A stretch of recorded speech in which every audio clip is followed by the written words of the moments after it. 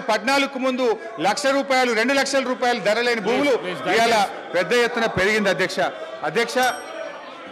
Just I will conclude అధ్యక్ష ఈ రోజు ఒక విషయం అధ్యక్ష I am trying to conclude అధ్యక్ష ఇవాళ ముఖ్యమంత్రి గారు ప్రాజెక్టులు కట్టినా ప్రగతి భవన్ కట్టినా ప్రజల కోసమే కట్టినాం అధ్యక్ష కానీ వీళ్ళు ఏం చేసిందంటే అధ్యక్ష ప్రాజెక్టుల మీద దుష్ప్రచారం చివరికి ప్రగతి భవన్ మీద కూడా దుష్ప్రచారం చేసినారు సరే మొన్న గౌరవనీయులు బట్టి విక్రమార్క గారు ప్రగతి భవన్లో గృహప్రవేశం చేసినారు చాలా సంతోషం వారికి నా శుభాకాంక్షలు అయితే అధ్యక్ష గతంలో ఇదే నాయకులు ఏమని చెప్పిన అధ్యక్ష ప్రగతి భవన్లో 150 గదులు ఉన్నాయని బుల్లెట్ ప్రూఫ్ బాత్రూమ్లు ఉన్నాయని 250 సీట్లున్న సినిమా థియేటర్లు ఉన్నాయని స్విమ్మింగ్ పూల్లు ఉన్నాయని చెప్పిండ్రు మరి ఇప్పుడు బట్టి గారు చెప్పాలి ఎన్ని రూములు ఉన్నాయో స్విమ్మింగ్ పూల్లు ఉన్నాయా ఏమున్నాయో ఇప్పుడు బట్టి గారు సమాధానం చెప్పాలి అధ్యక్ష మా నాయకుడు తన కోసం ఆలోచించలే మొన్న ఆసుపత్రి నుంచి డిశ్చార్జ్ అయితే కనీసం ఆయన ఒక ఉండడానికి ఇల్లు కూడా కట్టుకోలే అధ్యక్ష ఎమ్మెల్యేగా ఉన్నప్పుడు 500 గజాల స్థలంలో కట్టుకున్న ఇంటికి అదే పడావుబడ్డ ఇంటికి సున్నం వేసుకొని తిరిగి ఆ ఇంటికే పోయి ఉన్నటువంటి ఇవాళ నిజాయితీ మా ప్రభుత్వాన్ని మా కేసీఆర్ అధ్యక్ష ఇవాళ కాళేశ్వరం విషయంలో కానీ మేడిగడ్డ విషయంలో కూడా ఇదే బురద చల్లే ప్రయత్నం చేస్తూ ఉన్నారు నేను చూస్తూ ఉన్నా ఇవాళ ఉత్తమ్ కుమార్ రెడ్డి గారు వారు చాలా సందర్భాల్లో వారు కానీ వీళ్ళ నాయకులు కానీ చెప్తా ఉన్నారు ఏమని చెప్తున్నారు మేము సిట్టింగ్ జడ్జితో విచారణ జరుపుతామని చెప్తున్నారు అధ్యక్ష ఐ డిమాండ్ వెంటనే సిట్టింగ్ జడ్జితో విచారణ జరపండి అధ్యక్ష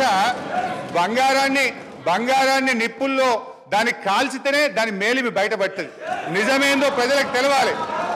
బంగారం ఏందో కంచేందో ప్రజలకు అర్థమవుతుంది నేను ఒకటే కోరుతా ఉన్నా ఇలా ఎందుకంటే అధ్యక్ష గతంలో ఒక నిమిషం అధ్యక్ష దయచేసి ఐఎమ్ కంక్లూడింగ్ జస్ట్ 3 minutes అధ్యక్ష దాదాపు 80,000 కోట్లు ఖర్చయిన కాళేశ్వరానికి 1,00,000 కోట్లకు ఇలా అవినీతి జరిగిందని చేసిన వీళ్ళ అవినీతి ప్రచారం గోబల్స్ గా పెద్ద ఎత్తున ప్రచారం చేశారు అధ్యక్ష దురదృష్టవశాత్తు ప్రజలు కూడా కొంత నమ్మిండ్రు అధ్యక్ష ఇవాళ నిజం నిలకడమే తెలుస్తుంది తప్పకుండా ఇవాళ మీరు మేడిగడ్డ మీద వేస్తారా 5 సార్లు శాసనసభ్యుడిగా నా తెలుసక్క లెక్కలు 5 సార్ ఆయన ఏదో దొంగ లెక్కలు కలుపుకొని వేయడని చెప్తుంటాడు కానీ ఆయన ఎన్నికైందే 2005లో 2005 2009 2014 2018 2023 ఇంకా అన్నీ రాసుకోండి బై ఎలక్షన్స్ రాసుకోండి వాళ్ళ మామ గెలిచినవి కూడా ఆయన దాంట్లో రాసుకోండి ఏం అభ్యంతరం లేదు వారు వివిధ హోదాలలో వారు పని చేయడం జరిగింది 2014 నుంచి 2018 వరకు వారే సాగునీటి పారుదల శాఖ మంత్రిగా పనిచేసిండ్రు వారి తర్వాత మాజీ ముఖ్యమంత్రి గారు చంద్రశేఖరరావు గారు సాగునీటి పారుదల శాఖ మంత్రిగా పనిచేసిండ్రు అంటే 9.5 సంవత్సరాలు వాళ్ళ కుటుంబం తప్ప ఇతరులు ఎవ్వరు సాగునీటి పారుదల శాఖ మంత్రిగా పనిచేయలేదు వారు ఆర్థిక మంత్రి తర్వాత ఈ రాష్ట్రం మీద ఉన్న అప్పులు కానీ వివిధ కార్పొరేషన్ల పేరు మీద చేసిన అప్పులు కానీ సంపూర్ణంగా వారి దగ్గర సమాచారం ఉంటుంది ఎందుకంటే ప్రతిరోజు రిజర్వ్ బ్యాంకు వాళ్ళ దగ్గర ఉన్న నిల్వలన్నీ మన అవసరమైన దాని రిపోర్ట్ ఫైనాన్స్ సెక్రటరీ గారికి ఇస్తారు ఫైనాన్స్ సెక్రటరీ గారికి ఇచ్చినట్టే అది ఫైనాన్స్ మినిస్టర్ ఇచ్చినట్టే ఇప్పుడు నేను వారు పదే ఎన్నికల సందర్భంలో కాళేశ్వరం ప్రాజెక్టు అంచనాలే 80,000 కోట్లు 1,00,000 కోట్ల అవినీతి జరిగిందని ఎట్లా అంటారు వీళ్ళు లీడర్లు కాదు వీళ్ళు రీడర్లు రాసిచ్చింది మాత్రమే చదువుతారని చెప్పి ప్రజల్ని మభ్యపెట్టడానికి శాయశక్తుల్లో వాళ్ళ కుటుంబం అంతా ప్రయత్నం చేసిండ్రు సరే మేమేం చెప్పినాం వాళ్ళు ఏం చెప్పినారు ప్రజల అనేది పక్కన పెడితే వాస్తవాలు అనేటివి కొన్ని ఉంటాయి ఆర్థిక శాఖ ఉన్నది ఈరోజు ఆర్థిక శాఖకు మొన్నటి వరకు పనిచేసిన మంత్రి గారు పేజీ నెంబర్ 21 వారు చూసుకోవాలి తమరి ద్వారా మిగతా సభ్యులు కూడా ఇప్పుడు ప్రభుత్వం ఇచ్చిన నివేదిక ఏదైతే ఉందో పేజీ నెంబర్ 21లో ప్రభుత్వ హామీతో ఎస్పీవీల ద్వారా సేకరించబడి ప్రభుత్వమే చెల్లింపులు చేయబడతాయి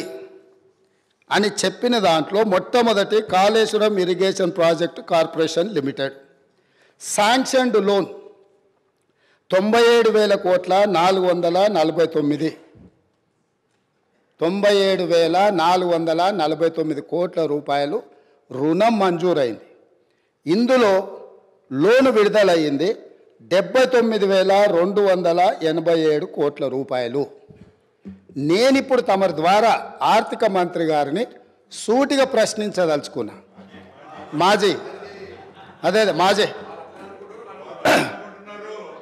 వాళ్ళు అనుకోవాలి, ఆ భ్రమలలోనే ఉంటే బయటికి పోతారు.